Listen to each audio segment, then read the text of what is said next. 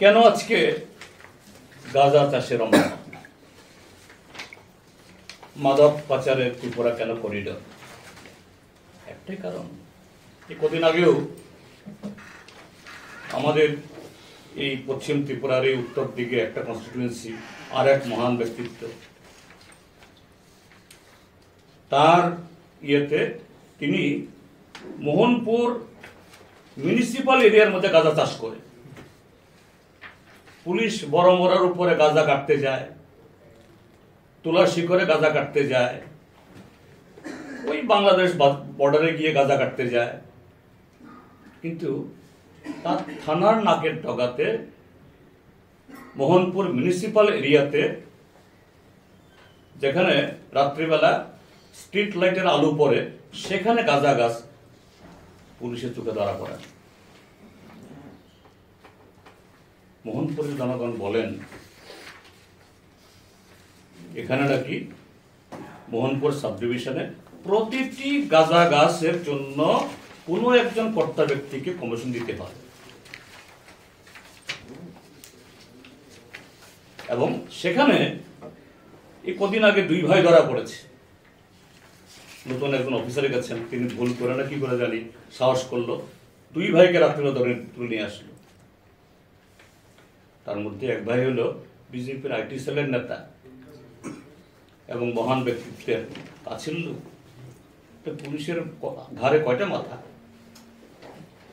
আমি ডিজিকে বললাম এখনো এদের কেস রেজিস্টার্ড হয়নি। সে অফিসারটা আমাকে বললেন স্যার হবে, চিন্তা করবেন না, কিন্তু দেখলাম পরদিন পত্রিকাতে উঠেছে না হয়নি। তার একজন নিরীহ ভাই, তার ভাই হতে পারে, ভাই হলেই সে যুক্ত কথা বলছে, কিন্তু আসল যে অপরাধী সে অপরাধ ধরা পড়লো না। এটা শুধু মোহনপুরের ঘটনা না, হোল স্টেটে শাসক দলের কর্তা ব্যক্তি, তাদেরই কাছে পিছের লোক, এরাই হলো গাঁজা চাষ, ইয়াবা, ব্রাউন সুগার নাকি থাকিতে জানি, এগুলি পাচারের সমস্ত ঠেক তাদের। কাজে পুলিশ কি করবে? আর উপরতলার কিছু দুর্নীতিবাজ পুলিশ অফিসার, এদেরকে দিয়ে তারাও করে খাচ্ছে, আর থানার একাংশ পুলিশও করে খাচ্ছে। গোটা পুলিশ ডিপার্টমেন্টের বদনাম হচ্ছে। আজকে ত্রিপুরা পুলিশের লই দুর্দশা। আমার সাথে কথাবার্তা হয় অনেক পুলিশ অফিসারের বা SI, inspector rank officer, sir আর চাকরি করতে ইচ্ছা হয় না, এত অপমান এখানে। তো এই হলো ঘটনা। তারপর কমিশন, ত্রিপুরার যে সরকারকে যদি বলা হয় এখন এটা কমিশনের সরকার বললে বোধহয় ভুল হবে না। পঞ্চায়েত থেকে মহাকারণ, কমিশন ছাড়া কারো 6%, কারো 10%, কারো 11%, কমিশন ছাড়া কোনো কাজ হয় না। এবং মানুষের অভিযোগ,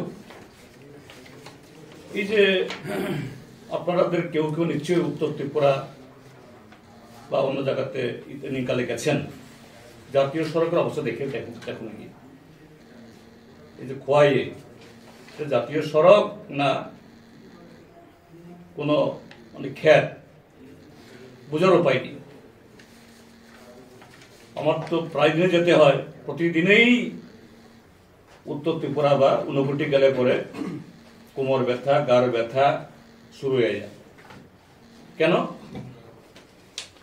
কারণ শোনা যায় কেন এগুলো, কেন কেন এত কোয়ালিটি খারাপ?